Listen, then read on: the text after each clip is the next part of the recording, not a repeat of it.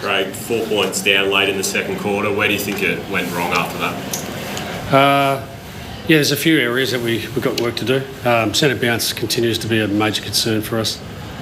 6 goals tonight is just not at a level against teams like Geelong. Like we just can't afford to have that. The numbers balance around that was pretty even. I think it might have been 13 apiece, but yeah, it's a little bit of inability to stop scoring out of that source. And then I thought we're just completely challenged around our defensive system. It's the first time this year we really got challenged around our mechanics of that, and they took over 20 marks inside 50, suggested we're not defending that area as good as we can.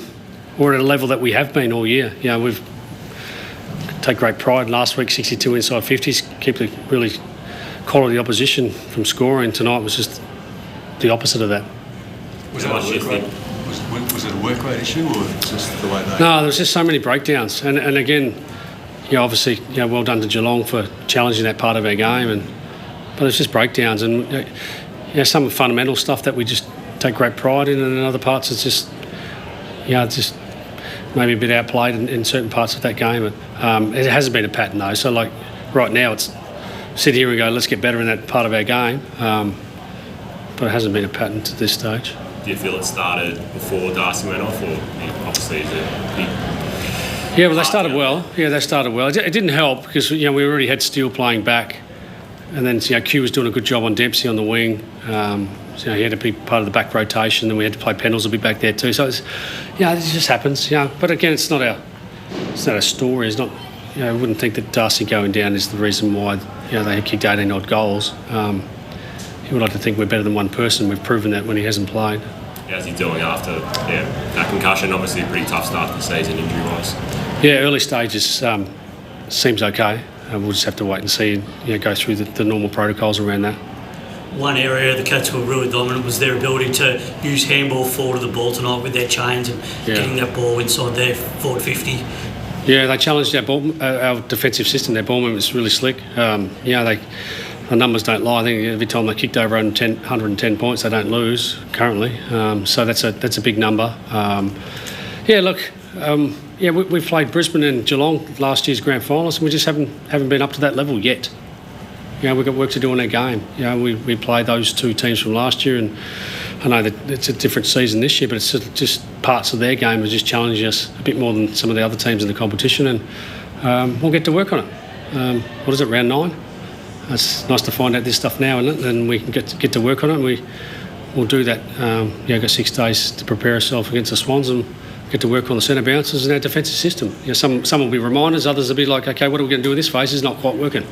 We'll get to work on that. Great. Daicos has disposed of less than 59% in the last 3 weeks. What do you put that down to, and how do you fix that moving forward? Respectfully, he's got a guy just hanging off him. He had 29 disposals tonight. It's not a number, but I would have thought that's probably the most that Mullins has given up. He did a good job, young Mullins. He's doing a great job for their team. But, he's such an elite player. We want the ball in his hand as much as we can. Everything's pressured. You'd think so, wouldn't you? I haven't seen every one of his ineffective kicks. But we also have a game where we want to take territory.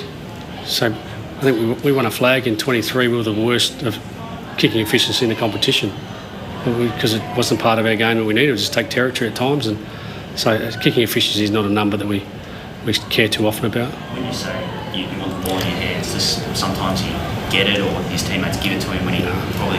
No, I'm just not going to sit here and judge Nick Daicos' decision making or his skill efficiency. I think we all marvel at what he does, and we're not perfect. We don't aim to be.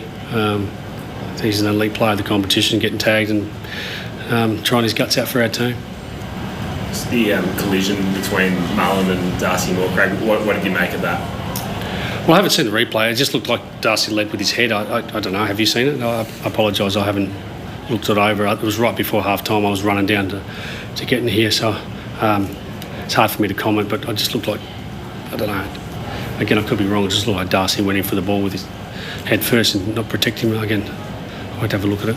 Looked like you were able to get that forward half against that game going early, but you couldn't capitalise that territory. I think you finished still +7 inside 50. Yeah. What do you put that down to? Is it more method or personnel? Yeah, we sat here last week and we're lucky to win the game or draw the game with the numbers, and this week we defended the front half of our game really well. 30-odd foot-half intercepts is a big number, and it means you're going back slow again. Like when you turn it over, you're going back into density. I just thought tonight we got a few decision-making things wrong, and we'll have to keep putting them in front of the players around, when to go fast, when to go slow. And I thought we went too slow at times. So we had one-on-ones and didn't take them, and we didn't be brave enough. So we'll get to work on that. That's been a bit of a theme, hasn't it? Been not being aggressive enough with that. Looking for the 45 kick and maybe looking for change up the angles a bit. Yeah, again, 2 weeks ago we won by 77 points, and then last week playing one of the better teams in the competition we kicked over 90 points. So there's parts of our game that we like. We've taken some step forwards with our ability to get the ball inside 50. Again, you get challenged week on week. We'll find some more vision to show, and here we go. Let's get to work on the fundamentals of this part of our game. And the other part of it too is the execution. We kicked 6 points in the third quarter when you're getting this energy forward of the ball, and then you don't take your chances. A lot of them are long and wide, and that's part of us and part of the defensive system of the Cats. But if you're not taking your shots, what did we kick last week? 15-3 or something. It was a complete reverse this week. We just didn't get the nourishment, the energy for the excitement for kicking goals. Young Close kicked one from the boundary early. You get excited for that. We just didn't take our chances tonight either. Has the result tonight changed your plans at all for Scott next week? No, Scott won't play next week. We're unashamed. Plan to play him the week after, all going to plan with his body and things. This is a plan that we stick to. High performance, but also rewarding and celebrating one of the greats of our game. We're excited for what that looks like in a couple of weeks' time. We'll sit in this now and have a shallow loss and dust ourselves off quickly and get up to Sydney and put on a good performance for our fans, because it wasn't good enough tonight.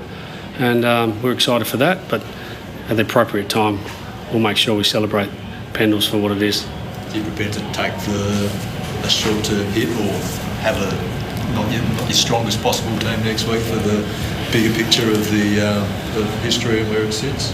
No, you're talking about trying to have a player out of your team that you think you're not going to pick 23 players. We'll pick 23 fit players that'll go up there and play the Swans, who, again, it'll be a good challenge for us. But again, we're here to hit those things front on and, again, put on a performance that our fans will be proud of, which they've been, reasonably proud of, I would have thought, in the last few weeks. We just took a step backwards, particularly in our defence tonight. Do you think you found something in Ned Long as a forward half mitigator, or do you did a decent job getting the height and physicality to sort of match Tom Stewart tonight? Sorry, I just can't quite hear that. Do you think you found something in Ned Long as a forward half negator? He looked like you were able to match it with Stewart, at least in terms of his physical attributes. Oh, well, again, we're here to try to take some things away from the opposition. Stewart, congratulations, what an incredible career and 200 games. He's been a great player, and so you want to take things away from him. And we tried that, and I thought Ned showed some really good things early in the game, and then when the game started to get away from us a bit, you drop those things and say, let's get Ned in the midfield, try to get some centre bounce things working. And same with Q. Q was doing a good job. We had to take things away, so we're wrestling a bit tonight. It was sort of up against it at times, and we want to fight it out. We didn't fight it out as good as we thought we could, particularly in the last quarter. We want to show our fans a fair bit more fight than what we did at the end of the game. Do you look to potentially rest the side bottom next week as well with the 6-day break and the travel? We always ask those questions of our high performance team. They put the numbers in front of us. The GPS doesn't lie. You can pass judgment on resting and not resting, but we have a lot more data than most have, and we just back it in. We try to manage training. We try to manage other parts of it to get players up, fit and available. And we'll do no different this week. We'll see what the GPS is on Monday, and we'll get to work on what that looks like. Thanks, guys. So confirmation there, Jay, from Craig McRae that Scott Penn